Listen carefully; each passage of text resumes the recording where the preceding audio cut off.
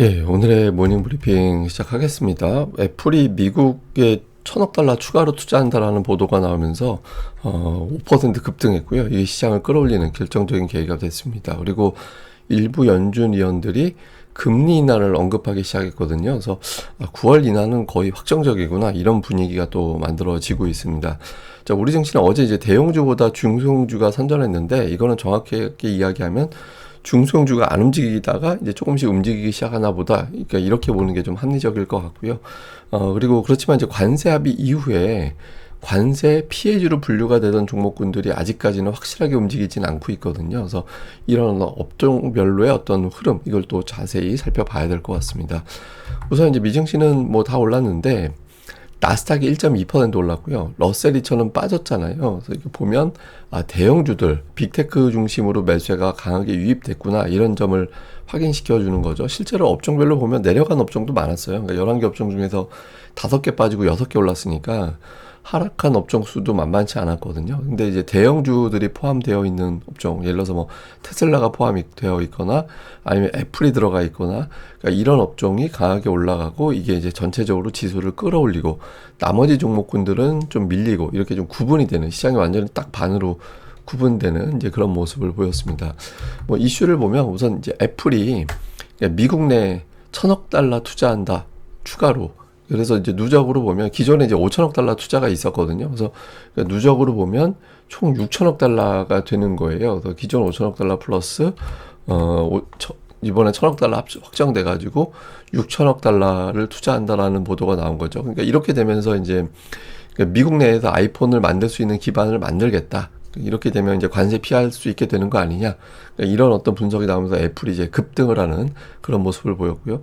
그리고 연내 금리 인하에 대한 기대감, 예를 들어서 매파적인 어떤 발언을 많이 하던 사람인데, 어쨌든 닐 카시카리가 경제가 좀 둔화될 조짐이 있다, 그래서 조만간 금리를 내려야 되고 연내 2번 정도 인하할 것으로 예상한다, 이런 발언을 했고요. 그리고 리사 쿡 같은 경우도 뭐 금리 인하를 대놓고 이야기한 건 아니지만, 최근에 발표된 고용지표는 미국 경제가 전환점을 맞이하고 있다라고 봐야 된다. 그럼 전환점이라는 건 지금 미국 경제가 좋았는데 뭔가 좀 변화가 생기는구나, 그러면 연준에서 움직여야 되는 거잖아요. 그래서 오늘 발언한 2명의 연준 인사가 사실상 금리 인하를 해야 된다라는 취지, 그렇게 또 해석될 수 있는 이런 이제 발언을 했다라는 점, 이것도 이제 투자자들에게는 일부 좀 어필이 된 것 같습니다. 근데 이제 뭐 증권사들은 대체로 금리 내릴 가능성이 높아졌다라는 것을 인정하긴 하는데, 좀 몇 가지 전제를 깔거나, 그래도 안 내릴 것 같은데, 이런 것도 있어요. 예를 들어서 이제 뱅크 오브 아메리카 같은 경우는 경기 침체 가능성이 없기 때문에 연내 금리는 안 할 것 같다, 여전히 이제 이런 시각을 유지하고 있고요.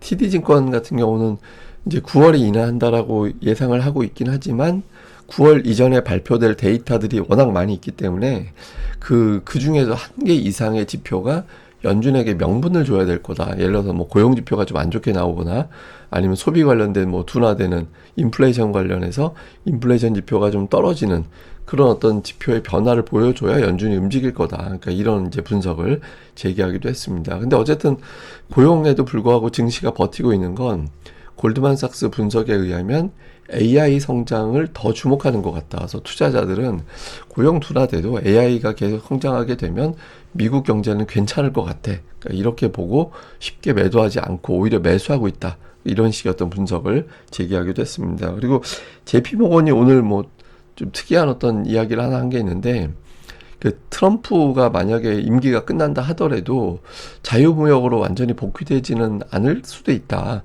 이게 워낙 지금 해놓고 있는 게 많아가지고 다음 대통령도 관세를 그대로 유지할 가능성이 높지 않을까, 뭐 이런 식의 주장을 하기도 했는데요. 뭐 근데 이거는 뭐 오늘 이렇게 주목받은 주장은 아니고, 오늘은 이제 주로 금리, 그 다음에 애플, 이 두 가지가 시장에 영향을 준 결정적인 재료였다, 이렇게 보면 되겠습니다. 특히 이제 애플이 오늘 5% 올라갔잖아요. 그러니까 애플이 이번 어떤 강세 국면에서 철저하게 소외된 종목이었거든요. 그러니까 두 가지 때문에 그렇죠. 하나는 이제 관세 영향을 받는, 미국 내 생산하는 아이폰이 없기 때문에 관세 영향을 받는다는 게 하나가 있었고, 또 하나는 AI 관련된 어떤 투자에 가장 뒤처진 빅테크다, 이 점 때문에 애플의 주가가 철저하게 소외되는 그런 모습을 보였었거든요. 근데 오늘 그 1,000억 달러 투자, 그럼 기존 투자 5천억 달러였기 때문에 추가해서 총 6천억 달러가 되는 거거든요. 이렇게 되니까 이제 백악관에서는 그 아이폰은 관세 대상에서 제외가 될 거다. 그러니까 이런 취지의 어떤 언급을 했습니다. 근데 이게 이제 타이밍상 중요한 게 미국에서 사용되는 아이폰은 인도에서 들여오잖아요. 근데 오늘 그 트럼프가 인도가 최근에 중국하고 막 가까워지려고 하고 막 그러고 있잖아요. 그러다 보니까 이제 여기에 대한 불만, 그리고 또 막 러시아산 원유 사고 있다라는 점에 대한 어떤 경고, 이런 것들 때문에 추가로 관세를 25%를 높이겠다라고 했어요. 그러면 누적 50%가 되는 거거든요. 예, 이게 정책의 의도가 좀 강한 것 같아요. 최근에 이제 뭐 브라질에 대해서도 그렇고 인도에 대해서도 그렇고 이제 중국하고 좀 가까워지려고 하는 나라에 대해서는 굉장히 압박을 강하게 가하고 있거든요. 근데 지금 아이폰이 그렇게 돼버리면 관세가 엄청나게 올라가게 되는 거잖아요. 그래서 여기에 맞춰서 뭔가 하나 명분을 주면 아이폰을 관세에서 빼줄게 뭐 이런 식으로 딜이 된 게 아닌가 싶습니다. 근데 현실적으로 보면 이 실효성 있는지를 의문을 제기하는 사람들이 많아요. 왜냐하면 이제 미국에 숙련된 인력이 없고 또 공급망, 그러니까 아이폰은 다른 나라에서 부품을 쭉, 그러니까 뭐 예를 들어 대만, 한국, 일본 이런 데서 이제 부품을 쭉 갖다가 이제 미국 내에서 생산을 해야 되는 건데 그 부품들을 또 미국에서 생산할 수는 없잖아요. 어차피 다른 나라에서 들여와야 되는 거라서. 근데 이걸 단계 확보하는 게 보통 일이 아니거든요. 그래서 이게 과연 가능할 거냐. 그리고 뭐 그런 이야기가 있습니다. 그러니까 미국 사람들은 손이 커가지고 이 조립하는 게 쉽지 않다. 그래서 이게 현실이 되려면 몇 년 걸릴지 알 수가 없다라는 거거든요. 근데 그건 이제 투자들은 이건 잘 모르겠고 어쨌든 당장 미국 내에서 관세 물고서 아이폰을 구매할 뻔했는데 이렇게 되면 이제 관세가 물리지 않게 되겠구나 이렇게 이제 해석이 되다 보니까 이제 주가가 오늘 당장은 좀 올라가는 그런 이유가 됐던 것 같습니다. 이렇게 되면서 이제 다른 빅테크주들도 동반해서 올라가는 그런 명분이 됐죠. 뭐 애플, 아마존 4% 올라가고 브로드컴 3% 올라가고 테슬라 3.6% 올라가고, 그러니까 오늘 마이크로소프트 빼놓고 빅테크 대부분 올랐습니다. 그러니까 어제 같은 경우는 반대였잖아요. 빅테크만 골라서 빠지고 금리 인하는 중소형주에 유리해 뭐 이렇게 분석 나오면서 어제 러셀2000은 또 올라가고 이렇게 되어 있었잖아요. 오늘은 또 정반대로 바뀌는 그런 모습을 보였고, 그 외에 뭐 특징적인 종목 팔란티어 오늘 올라갔고요. 그리고 맥도날드가 3% 가까이 올라갔습니다. 그러니까 동일 매장 매출이 증가했다 이런 것이 호평을 받으면서 맥도날드 주가가 더 올라가서 뭐 그 외의 종목군들도 이제 올라가는 특징주들 좀 있었고요. 근데 이제 아무래도 오늘은 빅테크가 많이 주목을 받았잖아요. 그러니까 향후에 보면 계속해서 인프라 투자가 될 수밖에 없다라는 거예요. 그러니까 주요 대형 기업들의 빅테크 기업들의 향후에 어떤 인프라 투자 예상하는 차트를 보면 계속해서 증가돼요. 예, 그래서 뭐 2027년도 같은 경우는 거의 5천억 달러 가까이 투자가 진행될 걸로 예상이 되고 있거든요. 그러다 보니까 빅테크를 빼고서는 투자할 수 없다. 이런 어떤 투자자들의 움직임이 나오다 보니까 탑 10의 시가총액이 전체 비중에서 40%를 넘기는, 그러니까 빅테크 쏠림 현상이 두드러지게 강하게 나타나고 있죠. 근데 이게 쉽게 꺾기가 어려울 것 같아요. 왜냐하면 미국 시장을 이끌어내는 게 지금은 그 AI라서 AI의 어떤 중심에 있는 기업들을 배제하고 투자하기가 어렵잖아요. 그래서 이런 현상이 당분간 이어질 수밖에 없다. 그리고 이제 이게 스토리가 되면서 그러니까 미국 시장을 강하게 주도하고 있는데 그 이전의 어떤 강세장, 그러니까 이전의 어떤 역대 강세장하고 비교를 해보면 경로가 되게 비슷하다라는 거예요. 예, 올라가다 뭐 한 번씩, 물론 정확하게 그 시점에 딱 뭐 무슨 게 판에 박듯이 똑같진 않지만 대체로 보면 올라가다가 쉬었다가 올라가고 이런 경로를 보면 되게 비슷하게 가거든요. 그래서 지금으로서는 그냥 계속 강세장이 이어질 것 같다 이렇게 보는 거고, 이전에 어떤 2020년 이후 코로나 이후의 어떤 강세장하고 비교해 봐도 결과적으로는 되게 비슷하게 가는 거 아닌가?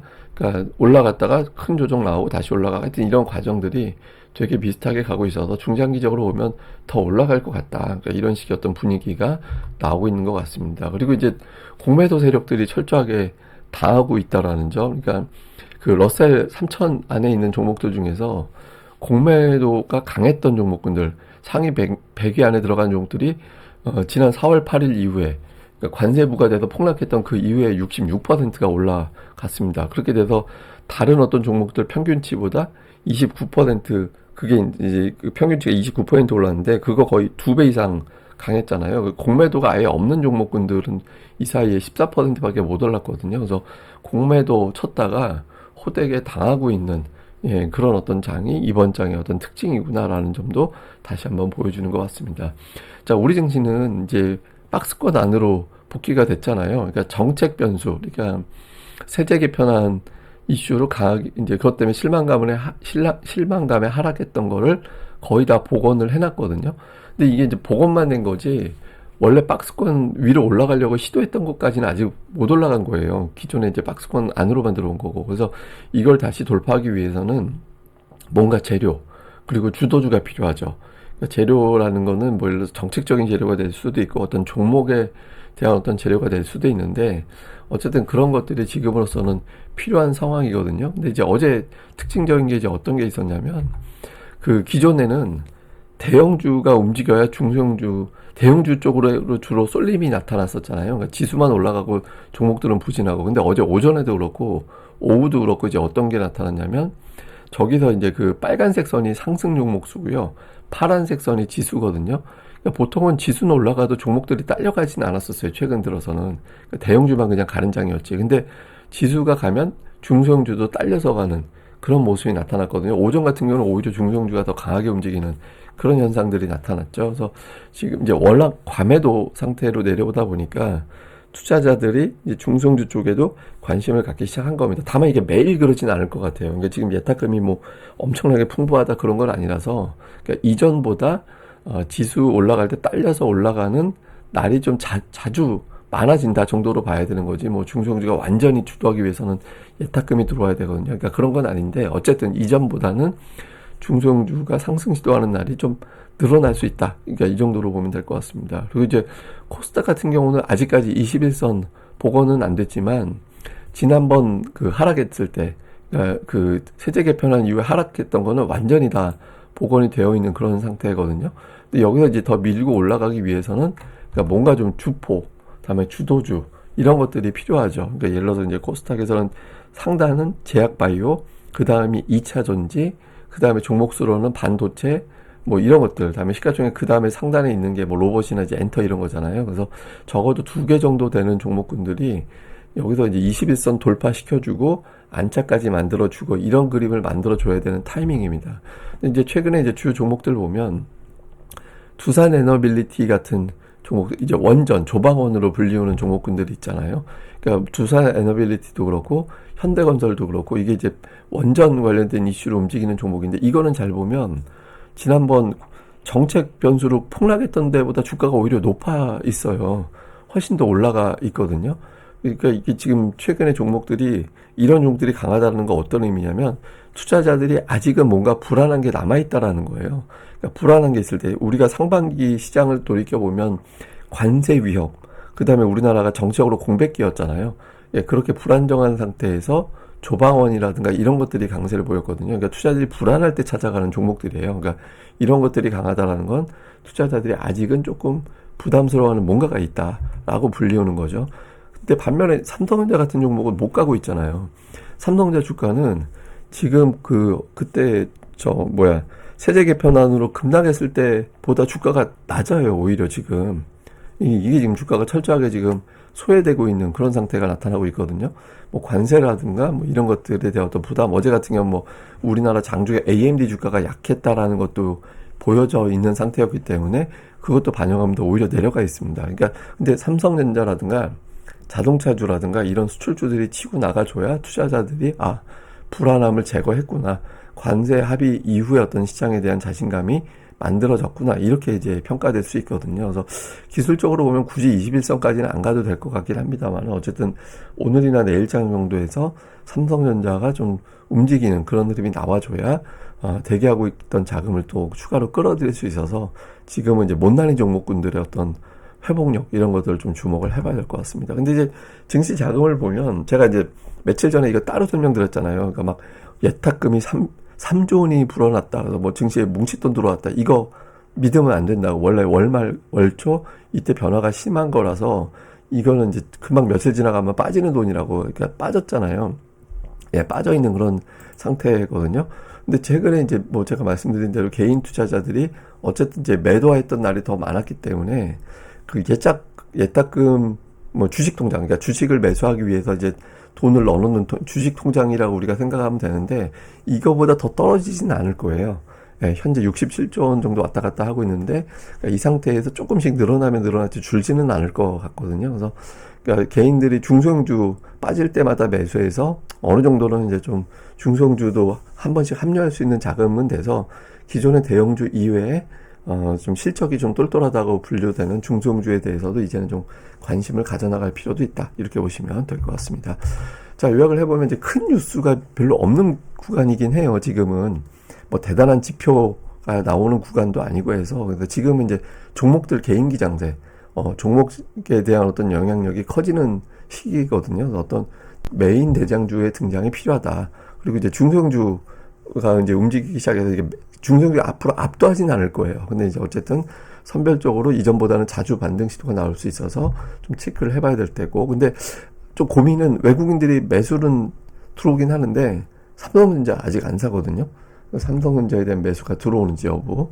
그리고 이제 코스닥의 주도주구도 최근에 이제 엔터, 2차전지 이런 종목군들이 강하고 제약도 순환매 돌았고 반도체가 어정쩡하고 이렇게 돼 있거든요. 근데 어쨌든 이 구도에서 코스닥을 주도하는 종목이 2개 정도 들어와 줄 필요가 있거든요. 그래서 그런 어떤 구도가 만들어지는지 지금 21선 아래에 있기 때문에 이제 돌파하는지 여부가 상당히 중요합니다. 그래서 이런 부분들을 집중적으로 체크를 해봐야겠습니다. 근데 어제 같은 경우 이제 중소형주가 강했잖아요. 코스피는 대형주 마이너스였는데 중형주가 플러스가 나면서 지수 자체를 움직이는 그런 모습이 있었잖아요. 코스닥이 코스피보다 더 많이 올라갔었고. 근데 이게 최근에 보면 5월, 6월, 7월 이렇게 보세요. 그러니까 그 소형주는 6월을 제외하고는 뭐 약했어요. 특히 7월 같은 경우는 소형주 지수는 0.4%밖에 안 올랐거든요.